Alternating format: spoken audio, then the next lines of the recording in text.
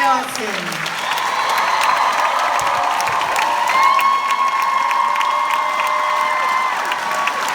Harry Styles. Emma Corrin. And director Michael Grandage. Congratulations to you all on a fantastic film. Thank you so much.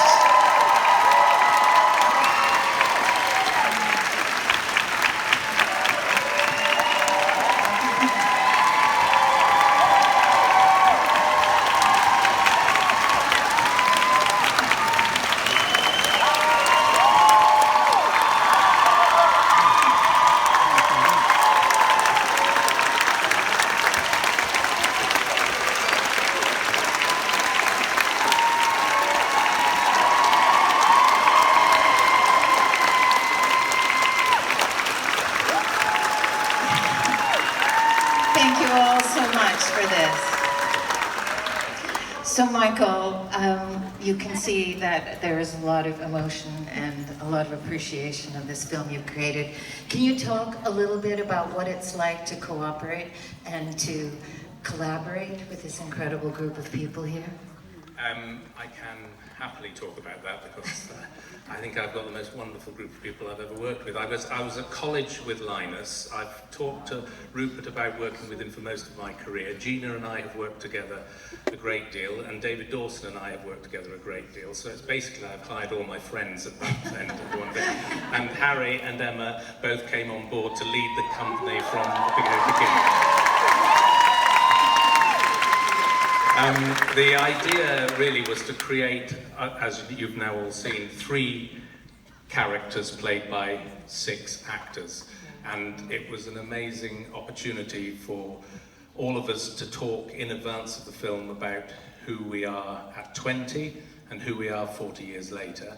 And for the film to investigate properly memory and time and the way it works.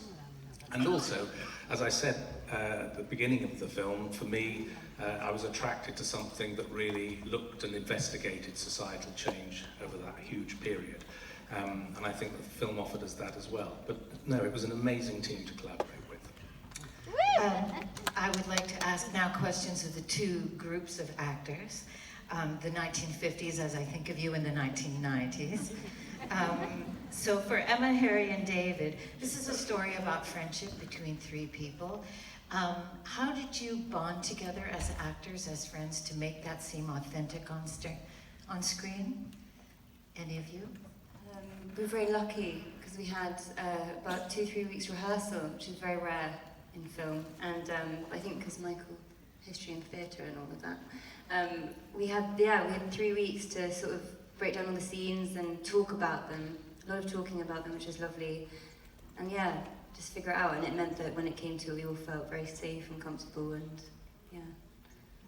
Yeah, I think I can speak from my experience. I felt very lucky to get to work with David and Emma. I think when you have the opportunity to work with people that you just feel good being around. They're both wonderful people to be around.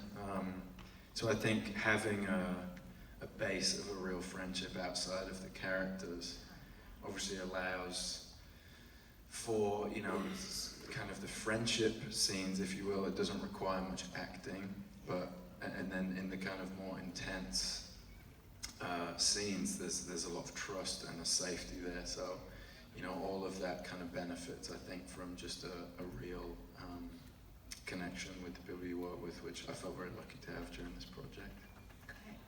Early on, I think we promised each other that we'd look after each other through the process, and I think that's what made this a special team to be a part of. Yeah. And to our 1990s. Can you speak a little bit, each of you, about what informed your performances, and how did you prepare to play the older versions of these people? The 1950 sequences were largely shot first, and so we were very lucky to be able to view some of the material I think each of us got about 3 or 4 scenes of our counterparts that we could watch, study, use if that was useful.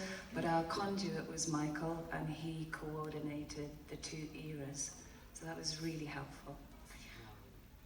And Michael kind of liberated us as well, because he made a very good point that you're not the same person you are 40 years later. So in a way, you didn't have to be the exact mirror of your counterpart. You know, Harry, for me, was the young man with all of his future ahead of him, and all that possibility and colour and potential. And then I'm the man frozen in time, who's living with that heartache and heartbreak. And so you just contemplated that dimension. But again, Michael is the one that brought us into the same worlds. Even though there were 2 very distinct periods and worlds, it was one universe that we were all in. And Michael's responsible for the orchestration of that. And I suppose for me, in one sense, I was playing someone who'd had a stroke, which is something I haven't had yet. So it was a kind of act of imagination as well, on top of feeling that I think fairly different from David. I think so much had happened in Patrick's life after the film finishes, really, that kind of drags the rest of his life towards his stroke in a way, I suppose. Well, I know it's been incredibly brief, and I know some of you have planes to catch. I just want to thank you so much for the pleasure, with some of you, maybe.